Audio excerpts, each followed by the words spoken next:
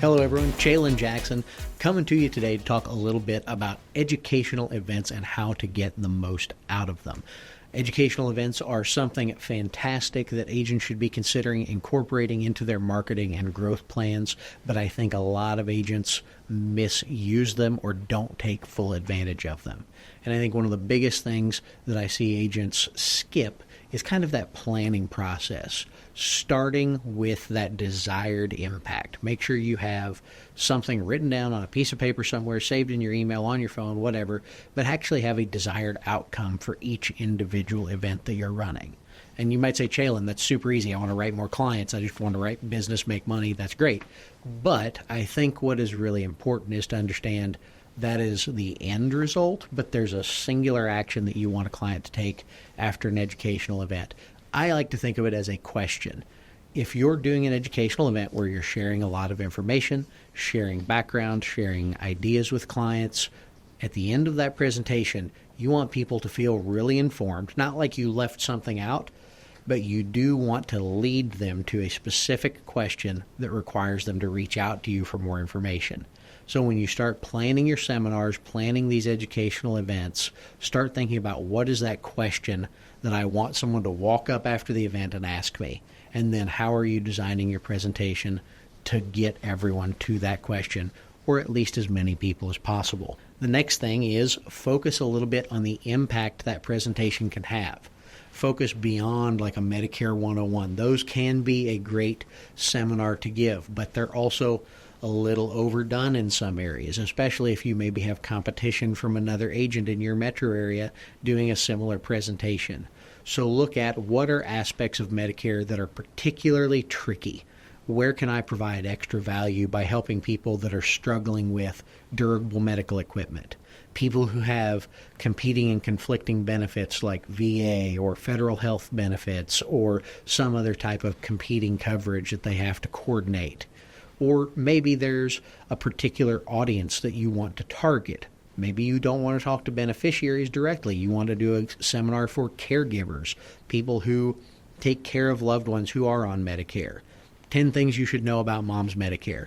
That's a super easy, great title, something you could use to develop your own seminar designed to target those folks that are in their 40s, 50s, maybe even early 60s, taking care of those older parents and probably making a lot of those healthcare decisions for them. Also, tracking the return on investment. You're going to spend a lot of time, hopefully not a lot of money, but some money advertising, creating, producing, and following up from these events. So make sure you're tracking that return on investment. Keep track of not just every dollar you spend, but how much time it's taking, and then over a period of time, how many clients you actually get out of it. I really recommend folks track this over a minimum of 6 months, just because in the Medicare market, it can take a while for that prospect to develop into a client, just because of timing with birthdays and things like that. Another big thing that I think people don't consider quite enough is, one, just how to get butts in seats. Make sure you've got people to talk to. And I think I see two major mistakes. One, not giving enough lead time to the event. So maybe advertising it 1 week before, week and a half before, 10 days. A lot of times that may not be enough time for folks to make a mark on the calendar. They may already be booked up, especially if you're targeting folks that are turning 65 or maybe that caregiver crowd that may still be working. You want to give them plenty of lead time.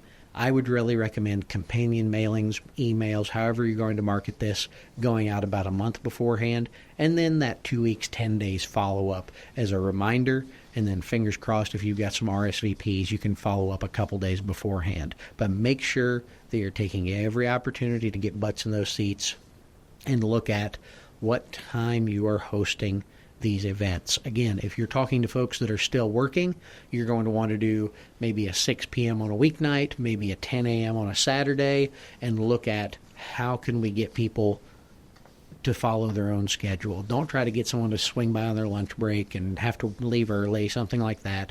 Focus on meeting people where they are and where they're going to have the best opportunity to be relaxed, not rushed, and listen to what you have to say. Next big thing, permission to contact. Obviously, you want to have that action taken at the end of the event, whether someone has questions for you or not. the permission to contact is your ticket to call them back tomorrow or next week and set up that future appointment to talk to them about their coverage needs.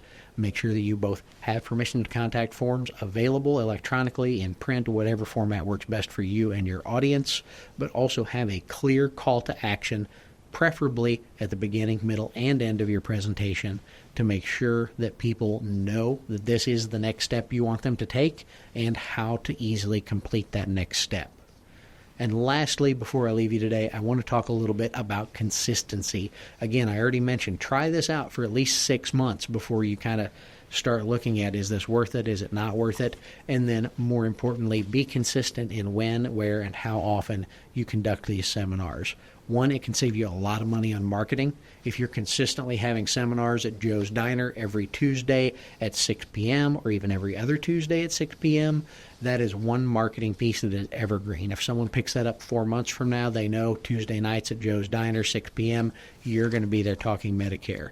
If they know that at the Aquatic Center on 10 a.m. on Saturdays, you're going to be there. So consider being consistent in your time, location, and duration of these events. Try to stick to maybe 20, 30 minutes max of presentation time, plenty of room for questions. And again, if you've got questions about how to maximize your opportunities, find locations, find content for educational events, reach out to the team here at Senior Marketing Specialists. We'll be happy to help.